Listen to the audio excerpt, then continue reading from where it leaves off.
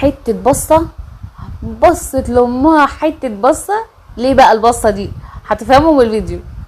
هما توأم زي ما انتم شايفين، واحده غلبانه قوي وواحده زي ما انتم شايفين كده شرسه. بصوا لامها ازاي.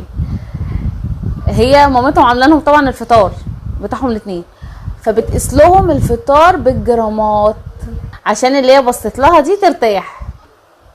بنوته فظيعه، الله اكبر عليها، دمها عسل. بموت بموت بموت في الناس دي، دمهم عسل من غير ما يتكلموا.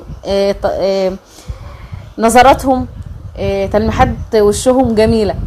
بص مامتها عايزه ترضيها باي طريقه. يا خلاص يا عالجمال يا ناس، عسوله. خلاص هي رضيت كده. التانية بقى غلبانه غلب الدنيا فيها.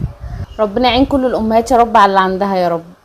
بيبقى لما يكون عندك بنتين او ولدين فانت بتحاولي ما تفرقيش بينهم، ما بالك بقى لما يكون عندك توأم. ربنا يعين الامهات. التوأم بقى بتبقى عايزه تعملي كل حاجه بحذافيرها، اللبس واحد، الوان واحده، شكل واحد، مقاس واحد، كل حاجه واحد. فالله يعينها يا رب ويديها الصحه ويخلي لكل ام ولادها يا رب. بحبكم كتير قوي. انا شيماء غريب. لو انت اول مره بتشوفوني ما تنساش تحطوا كومنت رساله اسال شبابكم واللايك عشان بيرفع معانا الفيديو. اشوفكم ان شاء الله فيديوهات حلوه كتير تعجبكم. مع السلامه.